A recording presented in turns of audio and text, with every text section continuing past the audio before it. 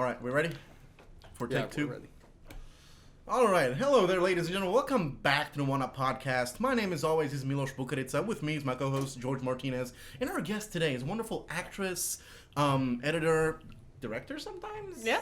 Everything and anything under the sun, Miss Katrina Felix. Hey, Katrina, what is up? How Hello. have you been? Hello. I'm great. How have y'all been? Wonderful. Fantastic. Oh my God! And we are not sponsored, but Shiner Oh, is yeah. definitely the way to go. Shiner, please sponsor us. You know, this is a great beer. We love your product. I don't know if this is making it in the podcast, but fuck it, we might put it in. Fuck it and find out, right? Yeah. By the way, yes, cussing is absolutely allowed. We do not care. Great. I love cussing. know, so do I. I swear like a sailor. Me All too. the goddamn fucking All time. the goddamn fucking time. Yeah. So, Katrina, what do you usually like introduce yourself as if you go into like a meet and greet for film people and shit like that? What is like? What do you say? Your you are? Highness of Lord Katrina. No. A writer then, okay. Obviously. That's all I got though. So yes, like a writer. I just say filmmaker. I'm a filmmaker because I started off in theater, but transitioned into film just a few years ago, and have been lucky enough to meet enough people to help, make my own films and products and whatnot, short films, acting some stuff and writing some stuff, and just all around. That's my goal. Is full-time filmmaker. That is awesome. And how's that going so far? Pretty bad. No, not. I've actually been doing really well creatively and support-wise. I haven't been able to make a supportive career. I mean, a career financially, just to be able to solely rely on filmmaking just yet. But some great things are starting to happen to where it's looking like I might be able to do that soon. So. But I mean, with that last year, really, like it's just the COVID's just been God. a bitch for everybody. Yeah, And yeah. so, I That's mean, putting it nicely. Yeah. That's putting it very nicely. Damn. So I think I met you at Country Network. I don't know if we met before that or not, but I'm pretty sure it was Country Network where we met. I know you were one of the editors over there. So yeah, how'd you get your start over there? Randomly, I was Really? I was dating this film guy that I was really interested in making my own short films, because I had made an experiment in film before. No, I'm just kidding. Not yet. But he was working at Funimation, and I believe he was working at. He was definitely a voice artist there at the time. Nice. And he was encouraging me to get more into film work and whatnot, because I really enjoyed it. And one day I was just looking at local studios, because I was looking at Las Colinas and just wherever I could go in where there are studios or I guess production houses, I guess was what it was. And found one in Haltom City, and I lived in Haltom City at that time. And I was like, oh, fuck yeah, this is cool. I'll just apply. They said they're hiring. And I sent my resume in, and they called me in for broadcast. And I was like, oh, I don't know about broadcast. I started describing my interest, and like, actually, why don't we throw you into post-production? And I was like, fuck yeah. And so I wore a tight little skirt. No, I'm just kidding. No, I went in and interviewed, and we watched some of my short films that I had done, and they gave me a job. I was working there the next couple of weeks just as a contract editor. And it wasn't through studios. So studios transitioned, basically, the space transitioned into where we met, which was Texas Country Network, where I worked on the first and only thing that has won a Telly Award with my name on it. Bravo. We was have my an award baby. winner on the podcast now. We're going Fucking big. Telly, you guys. Let's go. Fuck yeah, I can die happy now. That's super cool. But yeah, so you say you were doing also film stuff before that. So I guess that was your like first official big gig, right? Yeah, that was my first actual paid job in post production. I had been a camera op and whatnot for corporate gigs and weddings. Oh God. Shit like that everyone loves. Everyone loves doing. Sorry, I'm sure there's plenty of photographers and DPs out there. Weddings are good if you get to drink while shooting.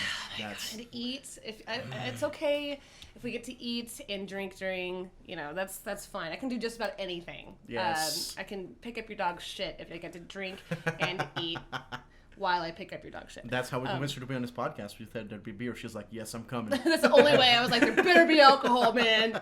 Where are my crackers? What was I saying? 120. Oh yeah, before that. Sorry. Again, ADHD. Yeah. I was just experimenting with my own short film. I made a couple like music videos. that I had a bunch of friends get involved with, and it was a blast. And that's when I did that as a kid too. I would take my little, you remember the Beatles dolls that came out with Yellow Submarine? It was like in the early 2000s or something, but they were actual like action figures of Yellow Submarine figures. Oh, that's cool. And so we would make stop action movies with these dolls and whatnot. And we made I was 10 years old when we did this. And I did a 20-minute version of a parody of Blair Witch Project with my sister. Oh my God. It was so bad. It was so bad. That sounds amazing. Oh yeah, we were like 9, 10, and 14. It was my little brother was like 5, and he just like kept sneaking into the background and be like, I want to be in it. It was pretty funny. But yeah, so 121 was my first actual gig as an editor. Yeah. Nice. So yeah, sounds like you got your start into the whole film thing super early as a child. So I was gonna ask, like, what kind of influenced you? But like, is that something you can really think about? If you were that young to know what really influenced you, or were you just always like, film is my thing from the day you came out of the womb? Yeah, you know what? Yeah, it really that was the case. Was immediately when I got our camera. Well, you know, it was my first inspiration was my cousin Davey would do parodies when he was in his early teens, and we would go over to our aunt's house to play with the cats, and they had some ducks, and it was such a great time because then we would all end up, you know, at the end of the trip watching Davey's new movie. And so like he had all these different types of parodies, but the one that I remember the most was Saving Ryan's Privates. This kid's 14. It was before the porno came out. I was about to say that sounds illegal. Sure, yeah, bunch of kids. Never mind. Just gonna leave it alone. No, and that's what was like. You know what? I want to do that kind of stuff. And when we got our family camera, all of us immediately were just making, you know, parody after parody, little short movie after short movie. And then I ventured out into theater, where we all of us did. Sorry, I'm gonna burp. Okay, sorry. That was weak. You could do better. I just was trying not to be that rude, but I'll work up to it. But we all got involved in theater because we loved performing. We're preachers' daughters. We're used to being on stage and being in the spotlight. And I went into theater for a number of years and have now come back to my love, which is filmmaking. It's funny because, you know, we all have had, you know, crises, right? Of like, what the hell do I do with my life? And that's when I decided, you know what? What's the purest thing that you can think of pursuing a career? And it's like, well, what did you love as a kid? I'm like, I love being a filmmaker. You know, go with your first love, you know? And since I've gone back to that and decided I'm going to be a filmmaker, things have just been like popping. So I'm really, really happy with the decision to go full tilt into filmmaking. That is amazing. So where did you go after TCN? What was the big move after that? Full-time contract. Well, actually, no, I did teach for 4 years. The first year that I taught was before I went to TCN. I was teaching in Granbury at a racist school. Left there. Granbury, understandable. I mean, it's Granbury. Yeah. And sorry, there's some people in Granbury that I do love. Think, I'm sure there's people, and I don't want to offend everybody, but it was Glen Rose Granbury. And then came back to Fort Worth. I got a job at 121. And then the following year, or that same year, I got hired as a middle school teacher. As a theater teacher. Nice. Taught for a few years. The last 3 years that I was there, I was out of filmmaking and editing and whatnot, except for, you know, side gigs. I got you. And then saved up a bunch of money and was like, I don't know what the fuck I'm gonna do, and lived off of my savings for a year. Cleaned houses, you know, so I could, you know, pay the bills. Of course. Didn't know what to do. But I just told myself, do not get employed. You know, just don't. You've been working so hard your whole life and making good grades, you know, go your 9 to 5, you know, and then at night go to theater, go to, you know, opera, blah blah blah. And so I was like, you know what, fuck it, I'm gonna do whatever the hell I want to do. Nice. And lived off very, very small amount of money, but I was able to do so. Then I opened a children's theater, and I was editing on the side and all that whatnot. Hold on. There we go. There's much a good better. one. There's a good one. Oh, nice. Because I know there is no AC right now. But then once I decided to go full contract, I just started hustling. And within the last few years, since I quit teaching, I've been full-time contract, and I've not gotten any sort of that was about 5-6 years ago. So, yeah. That's amazing. That sounds super Much cool. prefer this life. Yeah, for sure. So, of course, the dark thing we kind of have to really touch on. I mean, I feel like I do just because we kind of talk about this through in every podcast. How was last year? Oh God, Through that bullshit. You know, in some ways I miss it. Isn't that weird? There's some bit. parts of it that I really miss. It's just being like, well, can't go out and hang out with you guys. Sorry. You're still my friends, but no. It was, I don't know, having that kind of structure of being, you can't do anything. So you find ways to entertain yourself, you know, and I really improved my creativity. I got a couple great projects done that I've been sitting on for so long, and since I was forced to sit there and do nothing, can't go outside, can't, you know, socialize, you know, you're forced to work on yourself. And I did come out with some great things from it. Nice. It was really frustrating the first couple of months because I was just making some traction in my career, and it just went and the first few months were really difficult in coming to the terms of, man, there's too many stupid people out there. This is going to last a long time. No matter how safe I'm going to be about this, we're going to continue down this road. Yeah. But eventually got to make a short film because of it. I wrote my first feature-length screenplay, and I'm sure there was something. I hosted a film festival. It was just things that was just fun that actually have helped me to get me where I am now. So, yeah. What was the film festival you hosted? It was just called Quarantine Film Fest that I made, and we actually got submissions from all around the world. There was like 20 submissions. Oh my God. Yeah, I was really surprised, and it was so fun. It just happened so quickly. I just got up with a few of my friends on Facebook. I was like, you wanna do a short film contest? I'm like, fuck yeah. And so a bunch of my friends actually made short films in their house and submitted them. It was great. It was a lot of fun. Yeah, it was a lot of fun. No, there was whenever we were at TCC, we started like the Tarrant County Film Festival. You did? Yeah. Oh, how'd that go? It went pretty well. Like I had like everybody who was at the South TCC Film Club, everyone like just divided up the jobs. Okay. And then they kind of put me in charge of it after I was like, because they talked about doing it. So I went back to the teacher that was sponsoring it, Miss Floyd. Okay. And I asked her about it, and she's like, oh, well, we don't have anything planned. If you want to talk about it, we could do it next meeting. And then it just started growing from there. And I just reached out to everybody I knew to like submit stuff. So there were like submissions from people going to different schools and some people working as like freelance or professional like filmmakers. And they all submitted their stuff. Oh, that's great. Yeah. Oh, like that's so cool. Yeah, I think like the first year was a little rough. But then, like, the second year we did it, we had some really, really good submissions. Nice. And then a couple of years ago, probably this was right when I met Jorg, actually, one of our other guests. We went to one at it was the Trinity campus, and that film festival was just like, it was nothing anywhere near compared to what we did, because we actually ended up having Bill Haas and a couple other people here who are kind of big actors, or, well, not, I wouldn't say big, but like who are kind of a little bit more known in the Fort Worth film community, do judging, do prizes, stuff like that. Nice. And I feel like, since we kind of fell off, not saying, oh my God, we were, we weren't good filmmakers, but like we actually had the drive to kind of get and reach out to people. And I feel like that kind of went away. And I feel like that also kind of happened to film clubs at those schools as well. Like once we left, there was one more generation after us, and it just.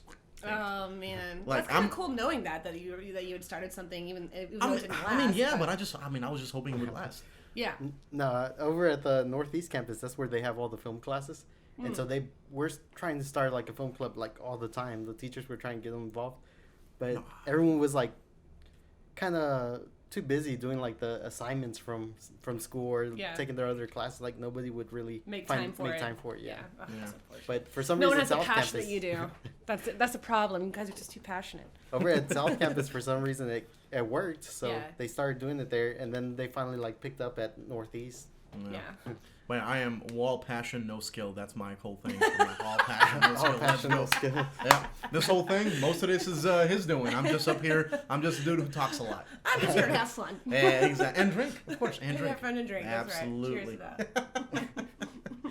So I know recently you were in a feature film. I believe it was your lead role. We had a director on here on a couple episodes back. Ghost Lights. Yeah. How was that experience? I know you guys shot through a bit of COVID and stuff like that. We did. Yeah. They were very safe about it. We did all the protocols. We did temperature checks every day. But it was a crew of it was me, myself, Tim, David, John Francis, and then Kevin. Sorry, Kevin, if that's not your name. Sorry, I only met you twice. I really liked you. And we spent 10 days straight shooting. There was one day that it was almost 20. It was a 20-hour shoot day. Oh my almost God. a 20-hour shoot day. But the whole I love working with Timothy Stevenson, John Francis McCullough. They just started their new production company called Spectrograph Films, and that was their first feature length for them as individuals and for Spectrograph. And they're about to come out with their second one. But I've worked with Tim on 2 different projects before that, and it's just hilarity ensues every time we all get to meet up and work together. It's awful when we had to get a hotel room. But a couple of these projects are overnight stays. Yeah. And it's just obnoxious. We all stay up till 4 or 5 in the morning singing Phantom of the Opera, or because all of us are such nerds. It's just so great. It's just nice to find your people. As cheesy as that sounds, I did definitely. Timothy and John really helped confirm that this is where I belong, is in the film world, and I thank them for that because they're really good people, and they're really inspiring. That's amazing. Did you get a chance to look at the film yet? I know as of recording this, I think this episode might come out like a week or a couple days after the screening comes out. But have you had a chance to look at the screening? Yeah, we had a private screening for the cast and crew about 3 or 4 weeks ago. Nice. And it was a blast. It was an absolute blast. We all, from the second that the film ended, we went out to eat and went for drinks, and none of us shut up for a second because we were just so ecstatic about it. It was a really impressive job by them. They did a great job. That's amazing. I cannot wait to watch it. I know he told us some interesting stories of driving out and stuff like that, and actually seeing the Marfa lights, which what this movie's about. I'm like, that's super cool. It was amazing. I had my doubts, of course, and then seeing them in person, none of us we all just froze. We all just stood there. None of us were even cognizant enough to whip out our phones and try to film anything, because we were just in awe. Yeah, when you see something beautiful, you just don't think about that. No, it's just you want to absorb it by yourself. You want to have that moment to yourself, and we all did. It was really fantastic. That's amazing. Absolutely. Do you have any type of projects you're interested in doing, like a genre that you want to get into? Yeah, I'm a thriller horror girl. I love those genres. Silence of the Lambs is my favorite movie of all time. I want to make movies similar, psychological thrillers. That's the genre really that I'm honing in towards. Maybe eventually torture porn or something like that, just for fun. But more psychological thrillers. Probably like Kaufman's one of my favorite writers, but I love the quirkiness of the Coen brothers and Wes Anderson and Michael McDonough that wrote Seven Psychopaths, and I'm pretty sure it's Michael McDonough. Yeah. Those really encompass my style and my goals in filmmaking, just storytelling. I really liked Seven Psychopaths. That one was pretty cool. I still have that hat from the screening. Yeah. Oh, you do? We went to the screening. They give us a hat. Oh, that's so cool! Yeah, he's one of my favorite playwrights before I knew he was a filmmaker, because he wrote one of my favorite plays called The Pillman, and that's a great one that you should check out. It's a great play. But love his writing, yeah, for sure. Yeah. Do you like the new I guess it's the subgenre where it's more social thrillers, like the stuff Jordan Peele's doing? Oh, like social commentary?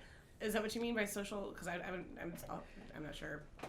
Well, it's a social thriller because it's all it's all psychological, but it's all based on social situations. Oh, right. Okay. Yeah. I think those are great. I think he's an incredible and innovative filmmaker. I think sometimes when you make something that involves such a high amount of social commentary, you worry about timing of when it's going to be screened and when it's going to come out, because it's still going to be relevant.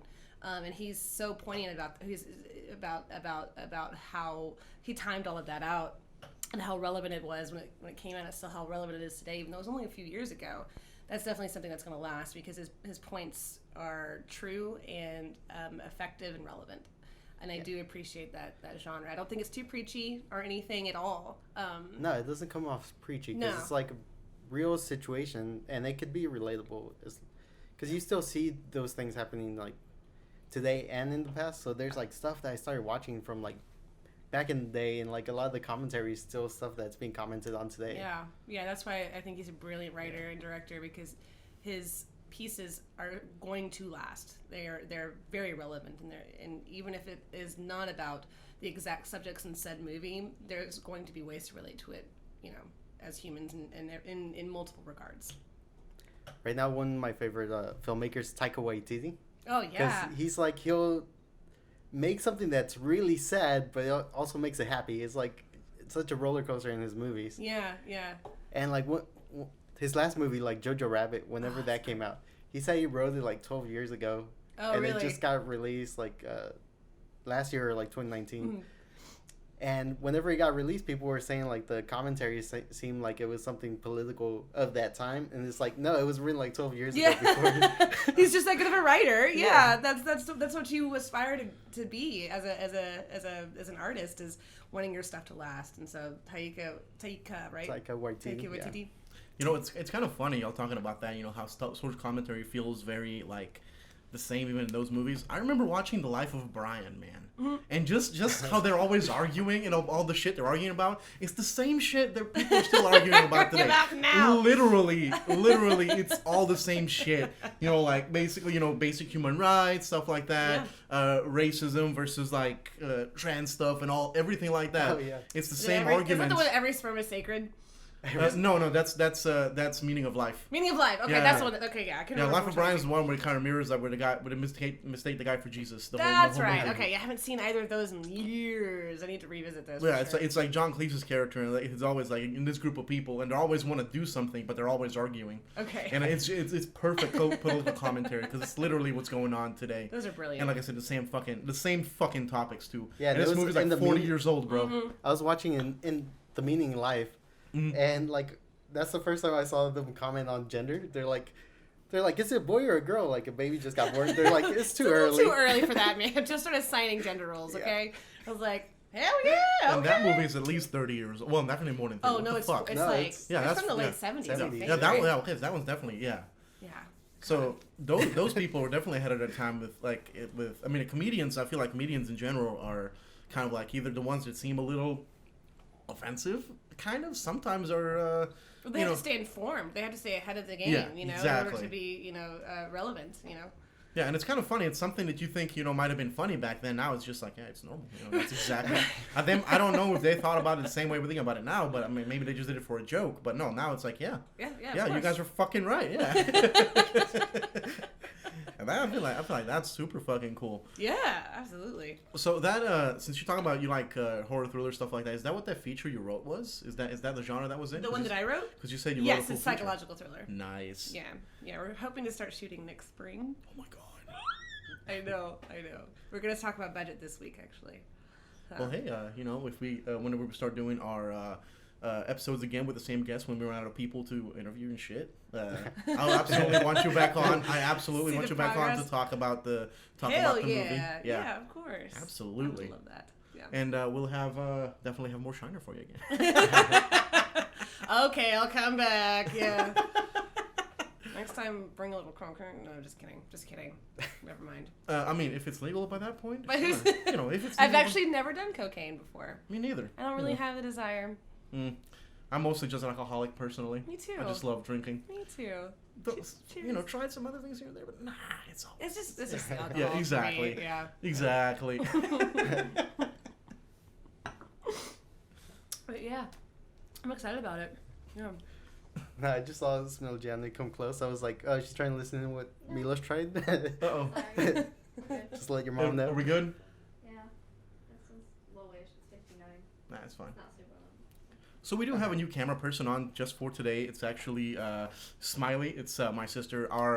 One of our camera guys is out with some medical issues. The other guy, Manuel, he's doing some schoolwork. So it looks like I think we might just have a rotating cast of camera people here on next couple of things. I told George we need to get like a camera that sits over on the anchor up there.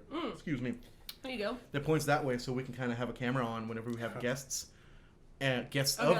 Guest crew. Yeah, because sometimes our guests will bring people with them, so they just sit over there, and also crew that way too. Yeah. But so I mean I think that's something we should do. What do you think? Yeah, it's because sometimes we have the audience interject, and we're like, I guess we should. Oh, put nice. a camera. Nice. Yeah. With the last one, with Michaela, who's a makeup artist out of Dallas, her boyfriend came along as well, and so we kind of had a back and forth with her and him just a little bit. There was a couple we had with Chesford as well, which we haven't seen him in a while. Right now, it's still a work in progress. We're like, you're only the second guest to see like the new setup, which with all the I colored like it. lights It's and very stuff. between the two ferns. Yeah. Yeah. That's exactly what the last guest.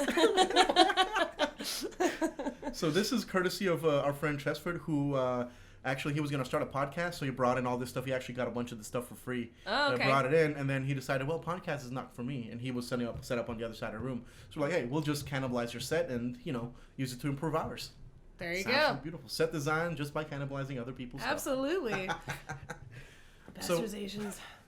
So if there was one job you would have to do in the industry for like the rest of your career, what do you think it would be? Do you think it would be directing? Would you want to be an actor or a Fluffer. writer? No, I'm just kidding. I just do that for fun. Sorry. I'm so sorry about who I am. You're fine. It'd have to be I mean, I know it's hard to choose because, like me especially, I also love every aspect of behind. I'm not in front of the camera. Fuck acting. I'm never gonna do that. But like anything behind the camera. Definitely not acting. I do love it when I get to do it, but I don't seek it out anymore. But God, it'd be hard to choose between directing, writing, and editing. Writing is brand new to me by myself. Usually, I have a co-writer. Or I just shoot off the hip and just make it up as I go, as you do. And so I tried to write for drama for many years, and nothing ever clicked except children's theater. I love writing for children. That seemed to happen naturally, but writing for adults did not come naturally at all because I don't have adult conversations. So trying to write those down, it's like, I gotta grow up first. But this screenplay happened, like my first draft was in like 2 weeks. Is it like a children's horror movie? Like what is I wish. Child's Play 2020. Nothing to do with Chucky. No, it's an adult. It's probably going to. I'm trying to think of I don't know what it would be rated. Probably rated R. But anyway, it's adults. It deals with some very adult issues. And yeah, like I said, I sat down and wrote it in 2 weeks, my first draft, and I've never finished anything that quickly. And for some reason, writing a screenplay really just happened naturally for me, and I was very shocked. And I've still been working. I'm on draft 9 now, but that's over a course of only 3-4 months, and everything else that I've done has just taken me, it's just not been as easy of a process for anything else as this. So writing has definitely jumped up to close to direction, but directing I think is what I would choose.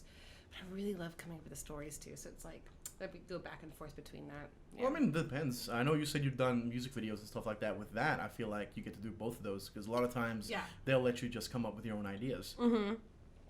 Yeah, directing music videos is really fun. Yeah. Gotcha. Have you done any recently? No. I have not. The most recent thing that I have done is what I did for the short film contest that I hosted called The Huck Up, and it was about a how would I say this? This monster can transform into what is that called? It can transform into like any being. It can a shapeshifter. It was about a shapeshifter. And that was a lot of fun. It's the first time I had masked so hard. I didn't have a green screen, so that was really hard to mask the special effects. Yeah. It was hours upon hours of work for like 3 seconds of the film. Yeah. But I feel that. You know where that. Yeah. I'm gonna have to. I'm gonna have to do some of that here pretty soon. There's I recently made an editing demo reel. It's not exactly the greatest thing ever, but like there's this one short film that's absolute garbage, but I feel like it works super well with the demo reel. There's just one scene that I use that I need to fix. Yeah. It was my first try of comping anything. This was way back in the day, and so like basically this guy gets a knife stuck in his fucking forehead, gets pinned to the wall. Just the knife does not looks completely out of place. So I'm gonna have to go and like re-edit that so I can edit that up. Exactly, because it looks so bad. It's like what, 2 seconds long. It's like literally, but it's so obvious that it just looks so bad. Sure. That I have to fix that because I really do the placing. I feel like the placing in the demo is actually really good for it. I just so if I clean that up, I'll be good to go. I feel like editing your own editing reel is just like Because I'm like a monster within itself. Yeah. You know, because it's like you're showing yourself off, but the overall product is also having to show yourself your own skills that you're trying. It's like this kind of. I'm like, well, I've done films, I've done news, I've done this, I've done that. Like, what do I fucking put in? What the fuck do I put in?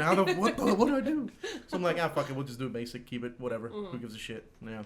What about you? Do you have a working editing reel? I'm guessing you do because you do a lot of editing. Well, I haven't done a lot of editing in a long time for anyone else but myself, and so my editing reel is probably about 4 years old. And I've done about 3 or 4 things since then that would actually make it into the reel. But I don't have one that's very recent at all. Gotcha. Do you keep it focused on like films or music videos, or do you both? What do you do? Just whatever I've been editing, like whatever I did at Texas Country Network, everything that I've done that has any sort of quality to it whatsoever. It's Do you put award-winning editor on your stuff because of Country Network? I should, but I don't know. It's just because it wasn't my award. Yeah. Even though that was Guitars and Swim Up Bars was definitely my baby, and it was like 2014, I think.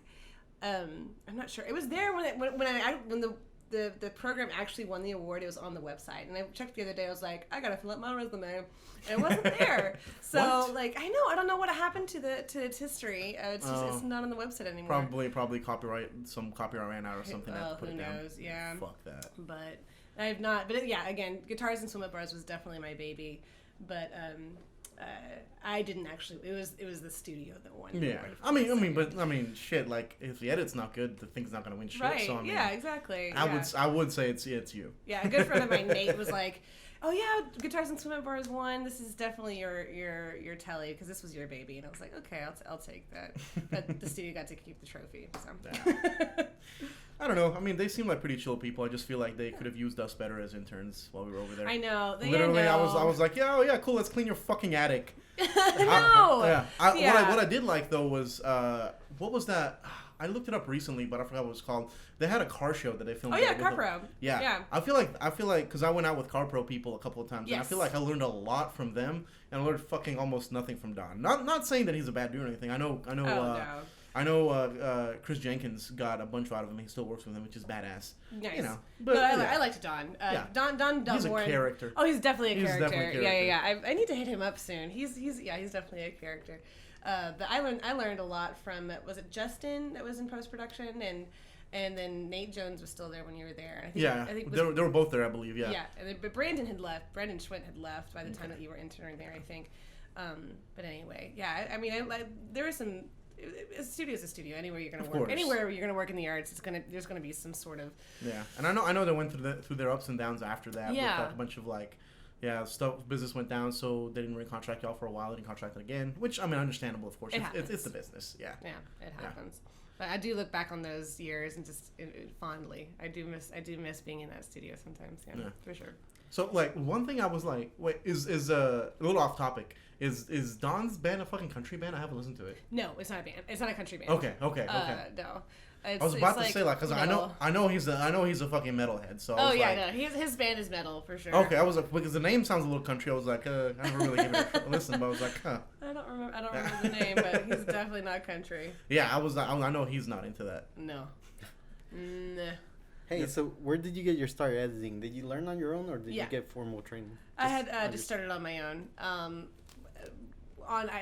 Making stuff on iMovie, and then on the free Vegas program, and then a little bit on Final Cut, and then finding Adobe and just falling in love with Adobe, and everything just seemed to go. It was just my style of program, and we seemed to talk well to each other. So yeah, I ended up really liking Adobe because I did a little bit of Final Cut. Yeah. And when that was around the time they came out with like Final Cut 10, and like nobody liked it. Yeah. And so it just went straight into like Premiere. Yeah. And then I had like the Premiere Elements. Yeah. So I started on that one, then got into the Pro. Yeah. I was working on a torrented version of Vegas for a long time. Oh yeah. I think a lot of people do. Yeah. I feel like that was really good, and then eventually, when I started film school, stuff like that, well, whatever the hell you call it, broadcasting school, sure. I started learning Adobe, and I was like, all right, this works, this is fine. Yeah. And now I'm kind of sort of trying to learn DaVinci a little bit. I need to learn DaVinci, Because I hear it's not bad. Mm-hmm. The biggest problem I hear with Adobe is that, like, and I do experience myself, the crashes and stuff like that. It does happen. Yeah. Luckily for me, like it auto saves often enough to where I can recover stuff. I know with the last podcast edit, which was super simple too, it crashed like 3 fucking times. Yeah. Premiere crashed 3 times. I know Premiere's really bad about that. DaVinci is fairly good, from what I hear, is a lot better in that regard. Yeah. It's been a while since I had like Adobe crash on me, but the only glitch I have is sometimes I'll be like editing and I'll like take stuff out of the bin or put stuff in, and then like my timeline's weird because it like disappears and I can't move anything. And so I'll like just reset the workspace and then they'll start working again. And I'll, like, I had something similar happen. So annoying. Had something similar happen like so with that one as well. With the last edit was I ended up nesting a sequence within the whatchamacallit, the multicam sequence. Yeah. And so whenever I'm full screen, like I can't see my cursor, I can't do anything. If I take it out full screen, it works fine. So I'm like, oh fuck it, I'll just save reset. It's annoying, but I mean, it works. It works. It's fine. Like I said, one of the other reasons I want to learn DaVinci is because, well, it's free. Yeah. So that way, like, I don't have to keep paying for Adobe anymore. Yeah. Which is, now that I'm out of school, it's like what, $50 a month, and I'm like, I'm not getting paid. I mean, I'm getting paid a little bit, but I don't think it's worth it for that. You can get it down to 35. I actually talked to them online about. I was like, "Hey, what's with this bug and blah blah blah?" And they're like, "Okay, we'll lower your bill to 35." I was like, "Oh, okay." they're so wanting everyone to subscribe. So like I was late on the podcast upload because of you. Right, like, oh, okay, we'll lower It totally your wasn't my price. laziness and negligence and that procrastination. yeah. Oh, absolutely. None of that ever, Absolutely. ever. He's always, it's technical difficulties, I swear. Promise. Hey, the audio version was your fault because you never sent me the fucking files. The video version, that one I'll take blame for, but the audio for last week was your fault. Oh, dude, for one of my short films that I made, my first one with actual dialogue, I was so negligent. I kept the hard drive in my purse, and it got knocked around a bunch. And I was an idiot, and I lost like 30% of the footage and had to re-edit like the whole thing. It was awful. I learned my lesson. I back it up on like 6 million hard drives now, but yeah, we all learn our lessons, technical difficulties, and losing footage and shit. Yeah, I had to do a couple of those for a podcast where like either one of the cameras messed up or like it cuts off or something happens. But yeah, speaking of like audio and stuff like that, recently we did ADR for the first time for a short film we did. Oh, how'd that go? Well, I mean, I feel like it went pretty well. Okay. I've only started messing with the edit right now because procrastination, as you will. Procrastination.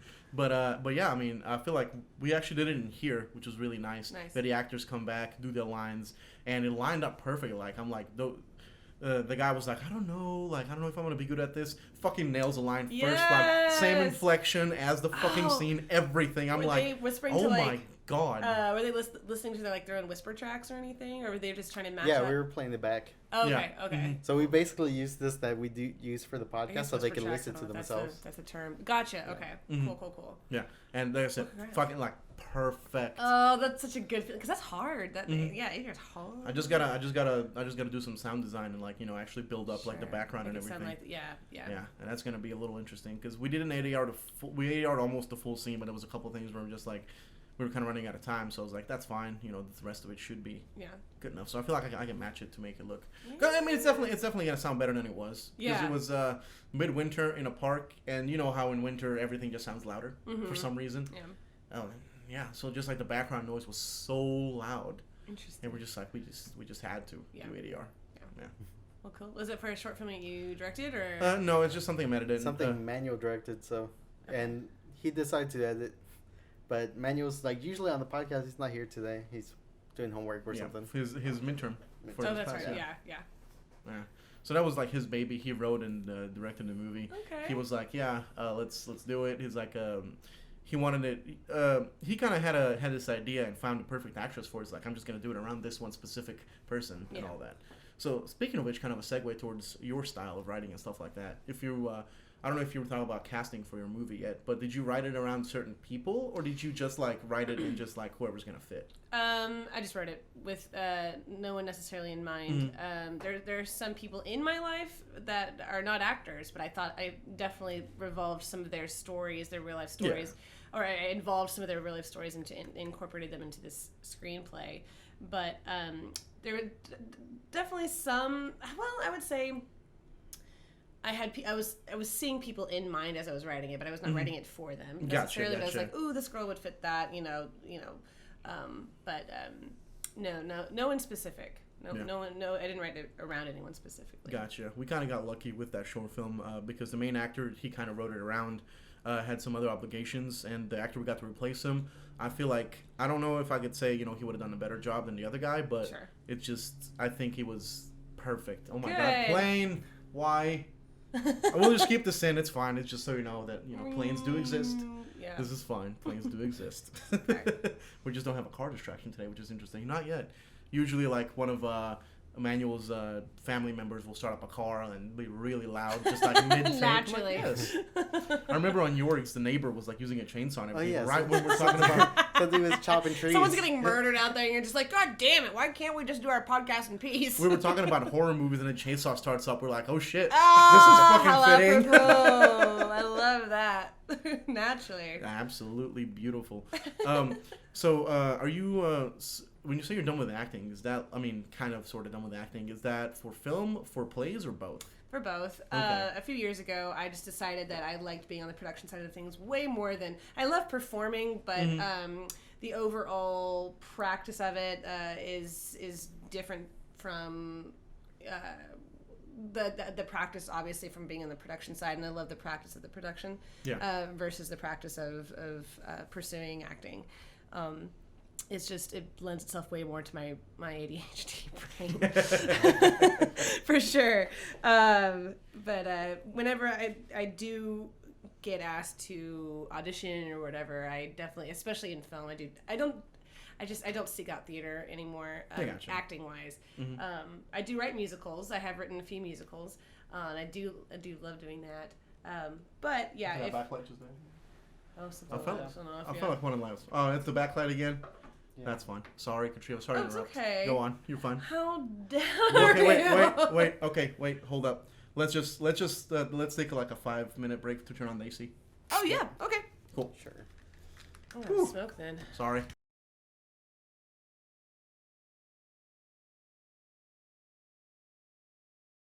You can't say it. It's fine. Okay. What are we doing?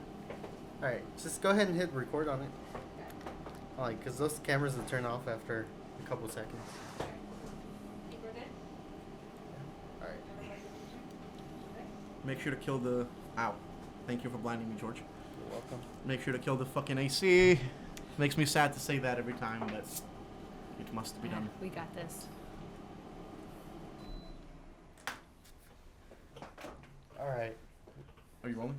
Yep, we're rolling. And after that little brief intermission, we are back. It is so sad to lose the AC again, but it means we get to continue this amazing conversation with Katrina, which, I feel like is a really pretty decent trade-off, honestly. Oh, thanks. Sweetest thing anyone's ever said to me before.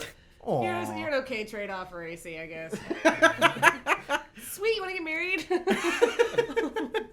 I'm sorry, I'm married to the podcast. This is my one true love.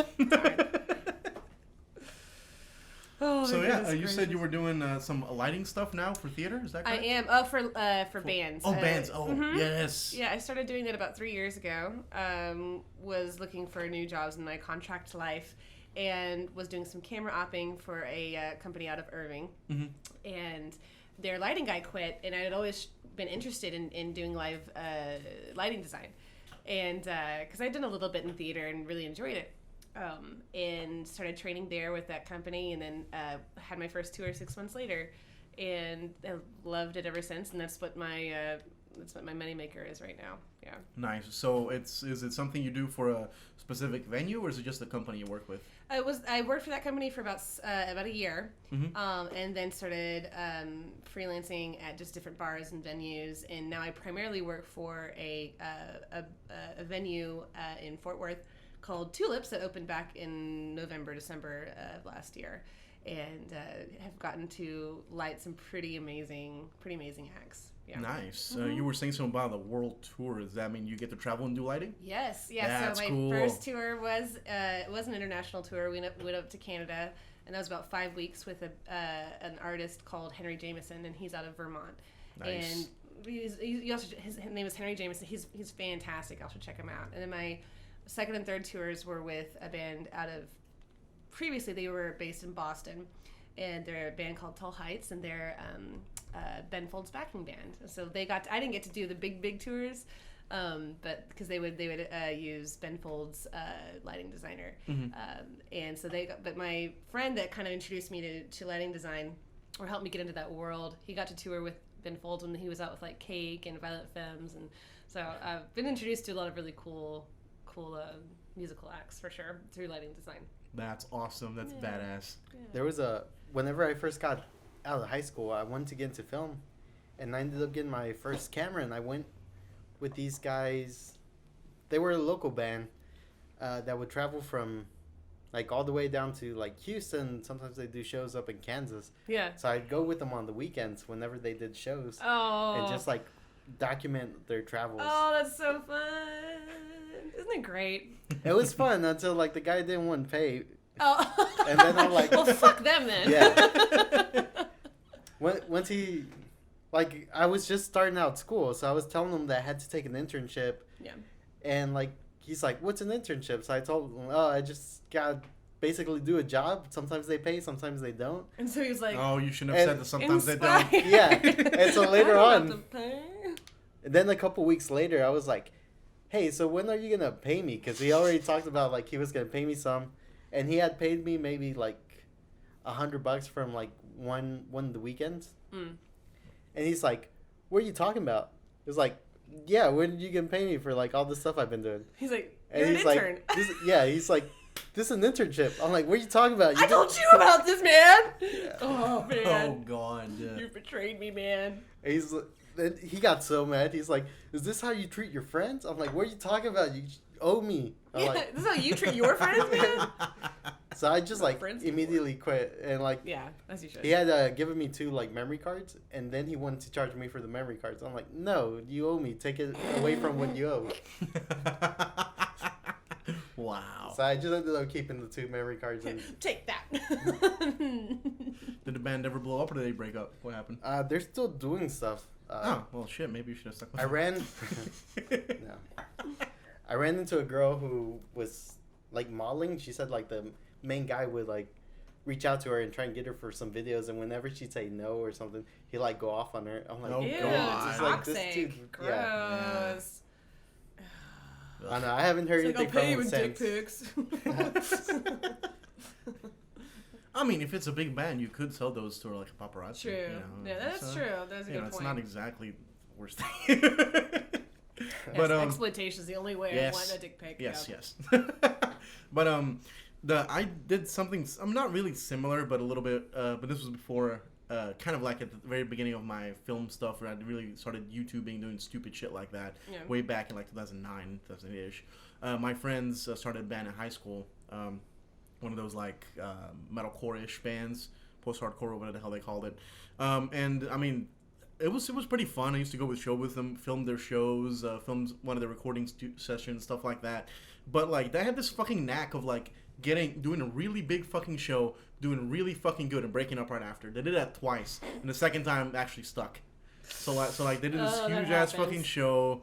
Like, you know, shit started going good, broke up. Second time did a big ass fucking show with I think at the time like the big band was Attack. That was like a million years ago. Okay. And like they said they really liked them. They was like, "Oh my god, you guys are fucking good." Yeah. I'm not my friend's band, and then they just fucking break up right after. I'm like, "Come on, bro! Like, you do so good, and then like, You get emotionally invested and then they just break your heart. yeah." And then I'm like, "Well, what like I have a connection to y'all. I can film y'all. I don't really feel like filming any other bands. Like, now, you know, my fun's gone from that too, you fuckers."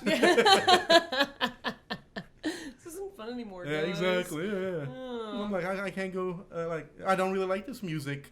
I'm more into like, you know, regular metal, but you know, like I still miss going to shows. Yeah. You're like, I wasn't doing this just for the music. I was doing this because I liked y'all. Mhm. And that was fun. Yeah. Yeah. I don't think I ever told you I was like recording metal bands too. Hell yeah. It's not like my genre, but I had friends who were like in metal bands, Mm-hmm. and they got signed on to a label for a little while, and then they just ended up breaking up after. It's just what happens, Yeah. man. I hate that crap. You get so excited, you know. I think I still got a copy of their master. Oh shit. Oh, really? I'll send it to me. Shit, I might like it. I don't know, depending on what kind of music it is. Can we use it as our podcast intro music? There you Or is it still go. under the label? We do need some music. Usually we just like cue in with no music or nothing. I feel like No, that'd be it the has, best like- thing to use. It has transitions in there. Ah. Yeah. Whenever he goes up, there's transitions. He doesn't listen to the podcast, so No. we just found out. Nope. Nah, I mean I just. Well, I mean it's that. Once again. Okay, so the way I listen to the podcast is this is like a big revealed secret from me. I listen to it enough in the fucking edit. Fuck y'all. Right? Yeah. But Totally. I will go to Spotify, play it on 3.75 speed and put it on silent just so we get plays. That's the way I listen to the fucking podcast. There you go. Or on the video version, because I looked at it in the edit too. 2.2 speed, mute it, go to another tab, do Yeah. something else. Just to Sure. get the views, yeah. Sure. Bro, I fucking see it. I'm here in person. I'm here on the edit. That's fucking enough. Like, I mean, Totally feel you. one of these Yeah. three voices I find really annoying, and it's mine. Totally get that. Yeah. I always just put it up on a playlist. So there's like a playlist on YouTube. So every time it uploads, it automatically gets added to the playlist. Yeah. So There you You go. know, you just play it. Just play it all play through. it. Yeah. Yeah. That's the way to do it. That way our listeners know. Just look for the playlist. Just play that. Right. Yeah. Just go through the whole thing. Oh God, did you change the thumbnail yet for Tim's thing? No. Oh, you fucker, bro! You pissed Andre off so bad because he was like, "Oh my God, I thought you actually had like a big actor on here."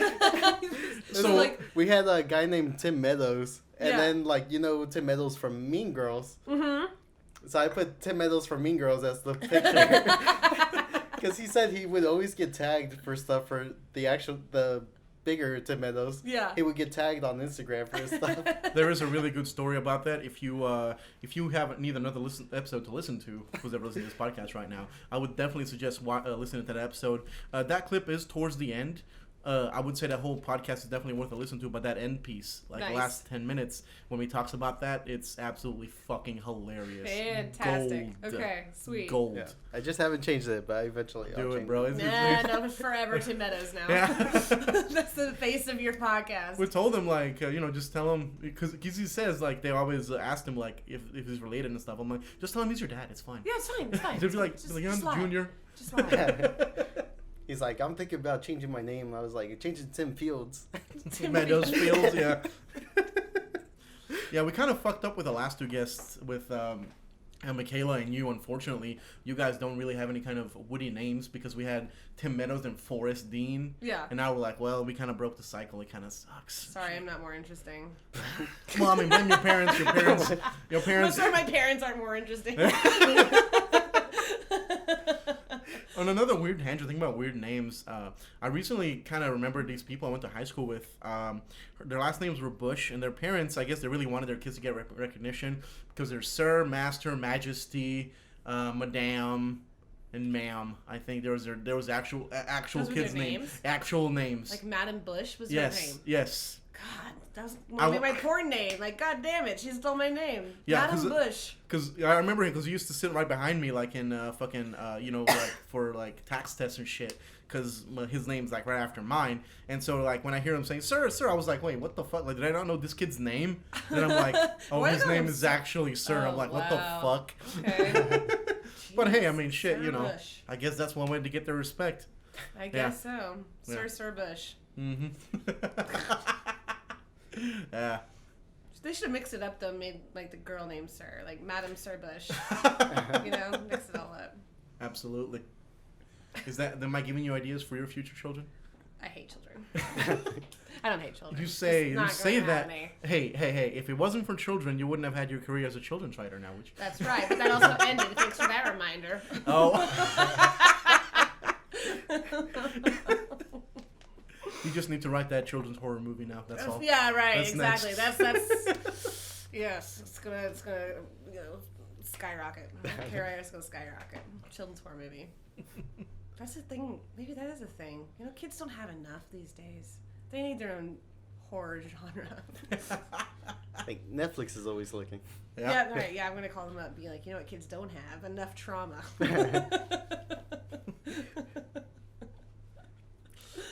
A while back, there was an article where Netflix was trying to make their own kind of like Marvel universe or MCU. or something that attracts the same age category because Yeah. they don't have any big franchises like that. So I was like, basically they were just putting it out that they're looking for that and they're taking ideas or they're looking for ideas. Really? Yeah. Okay. Superhero movie? I mean, well, Not superhero, but like within the same kind of demographic. A franchise that could attract the same demographic. Yeah. Because there's Yeah. like superhero stuff everywhere now. Yeah. Oh no, it's as bad as zombies. Oh, It's, God. it's bad. Sometimes whatever. I'm like, I feel like I'm done with it after like when the Endgame came out. I was like, I feel like I'm done. I never even got started. I just couldn't. I was like Iron Man, and then that was it. I didn't like anything after Iron Man. I started getting. I thought I was like over it whenever that Endgame came out, but then like the WandaVision came out, and I was like, That this is is true. interesting. WandaVision was good. I'm going to start Loki here soon. That's been recommended to me a lot. Nice. I watched Falcon, the Winter Soldier, and each one's been different, Yeah, that's and what like it's different enough where it's like it has its own it's audience kind of thing. Yeah. Yeah. Hey, one of y'all, give me your Disney Plus, please. I can't because I've stolen mine as well. Oh, no. Just get a Fire Stick. There That's you go. manual. Yeah, but okay. I'm privileged. I like my stuff in or I get not privileged. I'm what the fuck, picky.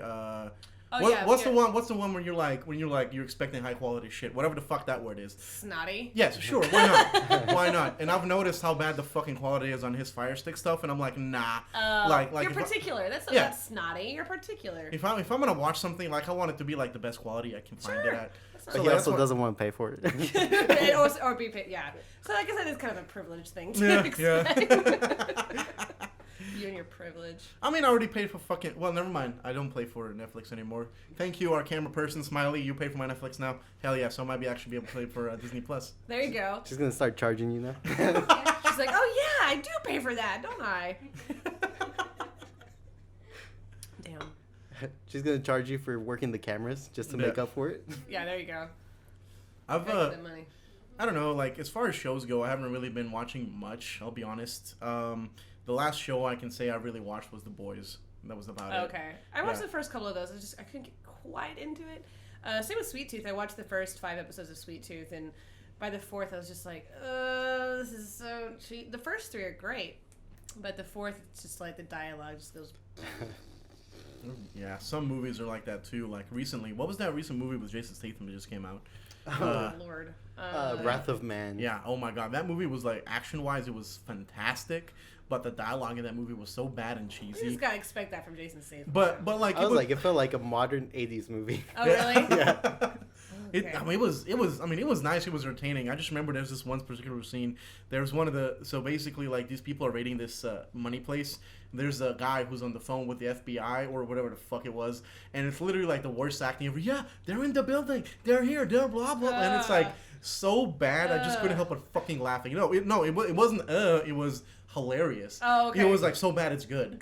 I love that kind of that stuff. level. So that's what saved it. That it was like that. So awful. bad it was good. Yes. Yeah. Troll That- 2 is my favorite movie in that regard. Oh my But- God! I still need to watch that. I know the scenes, but I need to watch that I movie. love it so much. Oh, it's so great because the whole thing is actually fairly entertaining. It's like it's got a great arc, you know. The dialogue and the plot unfolds well. Mm-hmm. But it's just the dialogue is so freaking bad, and the story is horrendous, and the acting. Oh my God, this is. But it's this beautiful thing that just comes together. Just everything's bad about it. How could you do that? You can't say that without saying, "Oh my God!" Oh my God! They're eating her. And then they're gonna eat me. Oh my God! It's gold. Have you seen The Room live? Like not live, but I mean like, have you seen The Room in theaters? No. With an audience. Need to. Ugh. You need I've to. never even seen it though. Like it's so Well- hard to find, you know? Like I have a Blu-ray. Oh, you do? I bought the Blu-ray at the fucking screening. I met Tommy. Tommy's a fucking character. Oh Holy God, I don't shit. don't He's doubt that he's for a exactly who you expect. I wouldn't want to expect anything else. Yeah, that's fantastic. He's amazing. If you ever Oh man, people were asking him questions. He's like, "That's a boring question. Next question." Hats off, Tommy it's Wiseau. fucking great. The only- Wiseau? Yes. Yeah. The only thing you need to know is if you ever go to a screening is go to Walmart and buy a pack of plastic spoons. There's scenes in the movie where literally there's just a picture. For some fucking reason, they decided on their end table there's framed spoons. Pictures of a spoon. It's like they bought the frames like the day of shooting and then replace it with the picture. Yeah, so it's a picture of a fucking spoon. And every time that comes up, everybody just fucking throws plastic spoons at the screen. It's Sounds like a Rocky Horror interactive kind of yes. thing. Oh, I love it. That's and so fantastic. if people do that with the lines and shit like that, it's amazing. Oh, okay. Sweet. But still, like that movie, the best character, I'm sorry if I'm spoiling anything, the best character is the old lady.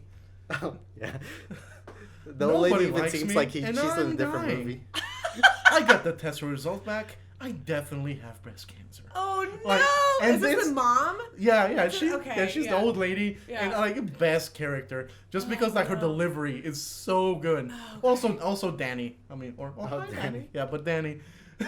God, that movie's amazing. Katrina, if your first experience is watching it live, that's gonna be amazing. Okay. I know he's starting tours again, so Yeah. look for it. Okay. The Room it's so bad it's good. It might be Personally- worth just having a movie night Yeah. at some point. Yes. With Totally. spoons, with spoons, With spoons, with spoons. yeah. Yes, we have to Yeah. throw the spoons, Okay. no matter what.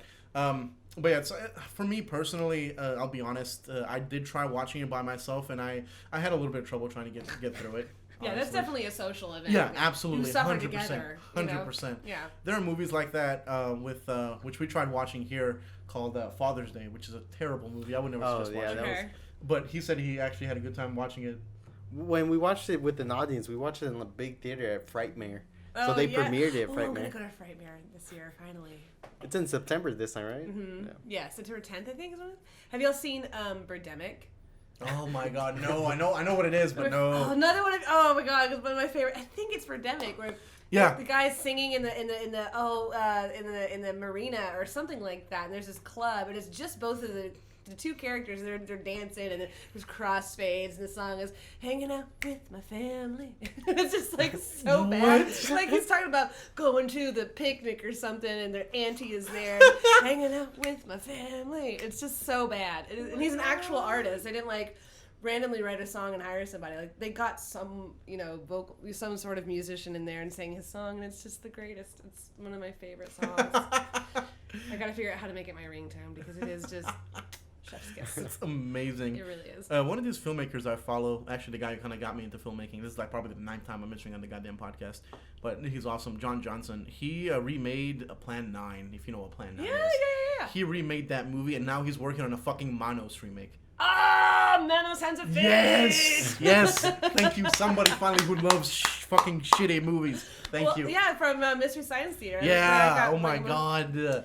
Oh, the most recent one I watched, it wasn't MSTK 3000, I don't think, but it was something along those lines, and it was the Ice Cream Truck Man with Clint Howard. No idea. That sounds. God, it's bad. Oh, it's bad. Please send me a link. Please send me a link. Oh God, it was such a great time. Oh man, it was fantastic. But one of my favorite ones is Attack of the Killer Leeches from MSTK.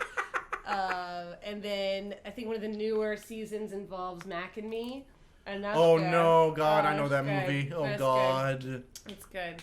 And then the werewolf, something about the werewolf from the original MSTK. Those are my few favorites of those. Yeah. Man, Hats off to them. I love terrible movies. They're Me so too. good. Me too. Yeah. That's how I saw Manos. That's all. Yeah. Bring that back. Yeah. Oh God, I don't remember how I learned about it in the first place, but I didn't watch the full movie, but I've seen the scenes, I've seen the amazing things, how It's so bad. It's It's so bad. I love it. I love it. I'll here for all the cringe for sure. yes. I'm definitely gonna let you know as soon as the Room comes back around the town. Yes. Yeah, Please let me know. absolutely, and especially if Tommy's there. Oh yeah, I gotta meet that guy. 1,000,000%. Did Johnny make Plan 9 because it was in public domain, or did he get the rights to I it? think he got the rights to it. I don't think it's public domain as far as I'm aware. But yeah, because I know he talked to a lot of people. He talked to some people who were on it originally and stuff like that. Oh, and, cool. Yeah. The remakes, it's not the best. Because I discovered him because his movies are like the self-aware, hilariously bad horror movies. Yeah. They're horror comedies. And Yeah, like Sharknado and Yeah. that kind of stuff. Yeah. He has this series called Skeleton Key. The second one is basically a fucking musical because he does a bunch of musical numbers in it. Yes. They're so good. There's one where literally like he just gets cursed. He's basically cursed in the movie, and so he just has to sing every once in a while. And so like he's in a fucking bunny suit at one point out of fucking nowhere. Because it's like, fuck, what the fuck is going on? Bunny suit, god damn it. And it's about fucking having the shits. And so like every time he says, "Well, you've got the shits," a pile of shit just fucking falls Oh my on god, that's fantastic. It's awful. Oh, It's awful, but I would suggest you watch it. It's called Skeleton Key 2, Neighbor of the Beast. Okay, It's I have awful. heard. Okay, yeah. It's awful. It's not the one you're thinking of. It's not the one you're thinking of. Okay, that's why I stopped Yeah. myself. I was like, I've heard it. No, wait, I don't think it's the one I'm thinking of. Nope, it's not the one you're thinking of. Okay. That's like, if you look at the IMDb reviews in a movie, a lot of them are low just because they're like, I thought this was a sequel to a movie that one lady. No, this is Yes. Oh my god, that's great. Yeah. Oh, now it makes me want to make a terrible film that's like a sequel to something like Dinner with Andre or whatever that movie is. My Dinner with Andre, but it's a horror film about like giant ants or something like that. And this is My Dinner with Andre 2. It's this Count me in. nothing to do Count me with- in. I mean, granted, the original one's also called Skeleton. So I mean, it's part of his series. It's not really supposed to be that. It's just Gotcha. it just kind of happens to be the same name, and everybody's like, oh fuck. Oh, that's great. Yeah. There's a podcast I was listening to where they were talking about like public domain movies. And so a bunch of them are on Netflix, and you can find like some high quality ones. They're like HD scans. Yeah. And like one they talked about was High Diddle Diddle. What? I've seen that. It's actually pretty good. It's like a slapstick comedy, Okay. and there's like a reoccurring character that it's like the same actor is playing different characters, Ooh. but the characters in the movie notice it. It's like, They're all haven't I self-aware? seen you? They're like, haven't I seen you before? Oh my god. But he plays all the characters? Well, it's a blonde girl that just goes around. Like at one point, like there's the main character's dad notices her, and he kind of like checks her out as she's like walking by, and then like later on he sees her again, but now she's coming out of a building, and then like another one she's like a cashier, and then they go to a club and she's the coat checker, Oh. and he's like, "You got a lot of jobs, don't you?" You're busy. This is like a combination of like I'm thinking of Ending Things and what's his name versus the volcano with Tom Hanks. What's his name versus the volcano where Meg Ryan plays all the female roles. Oh, Joe versus the volcano. That's what I'm thinking I have no idea of. what that Yeah. is. I'm Oh, sorry. it's good. It's really funny. I love Meg Ryan in that. Yeah. There's like one time whenever they actually get the main character's wife that meets him at the club, they point her out and she just says, "Oh, she's friends with the director." And this is like a movie from 1930s. That sounds that's amazing. Great. Hi diddle diddle. High Diddle Diddle. Hi diddle diddle. That Okay. reminds me just a little bit of Hardcore Henry. I don't know if y'all watched that. Oh, I've been meaning to. I don't know if I could. I don't know if I could handle watching the entire thing, but I did see the short film. And it was really Yeah. cool. Oh, concept. that The music music video. videos. Yes. That's so good. Yeah, it's But really yeah, good. so in the movie, there's a character who just keeps on dying, coming back, just like in a video game, basically. Like Oh, he okay. always comes up and like Regenerates. yeah, but like he's the guy who always points the guy in the right way. Oh, There's okay. always that guy, but he always in every scene he ends up fucking dying, and then comes back again to tell the character which way to go. Oh It's my so God. stupid. That's But yeah, fantastic. that movie, like I don't know if you can if you get motion sick, yeah, it's not Yeah, good. But, yeah. Oh my god. All right. What's the usual one you have them end on? You usually have them end on a specific question. I'm trying to remember what it is. No, I haven't. George, I'm I the was one just who's been waiting for you drinking. to like just wrap it up. I'm the one who's Okay. been drinking on this podcast. I mean, usually we do like an outro question. What was it? Yeah, the Yeah. outro question is usually like, what's one of your favorite experiences like working in Oh yeah, film? that is the outro question. Okay. One of my favorite experiences working on film. Getting to know Clint Howard, not the ice cream truck man, but one of my great friends I met on set for my short film Henry. We met the day of the first day of shooting, and we had talked like once on the phone. And I said it's going to be 6 days of shooting over 2 weekends, and whatever. And we discussed our ideas for it. And I'm pretty sure we met on set and we just like instantly clicked. And he's my go-to DP from here until we kill each other. No, one of us dies or whatever. But no, he's one of the greatest things that I've gotten out of film was meeting Clint Howard, because he's just such a very, very talented DP and a great person, and he's got a wonderful family that I've just fallen in love with. And so that's one of the greatest things that's come out of pursuing a film career for me, is meeting him and multiple other people, but Clint Howard definitely sticks out for sure. Yeah. Well, before we die of dehydration and heat stroke in this very, very hot room, I just want to say, Katrina, thank you so much for being on the podcast. Talking with you was an absolute blast. Good, my pleasure. I loved being here. And I feel like definitely beer on both of our ends absolutely helped with that, which, tip for y'all. Just a super quick side thing. One of my friends used to fucking hate making speeches in college. He would always bring some alcohol with him right before the speeches and always fucking ace them. So, yeah, if you're antisocial, drink a little bit responsibly. Responsibly. Yes. But yeah, Katrina, again, thank you so much for being on. My pleasure. This was a lot of fun. George, thank you for co-hosting. Before we go, Katrina, what do you have to plug? Where are you at on the internet? What you got? Ghost Lights. As soon as where you can find me? Oh, is that like specifics? I was gonna say look out for the release of the Ghost Lights. Mm-hmm.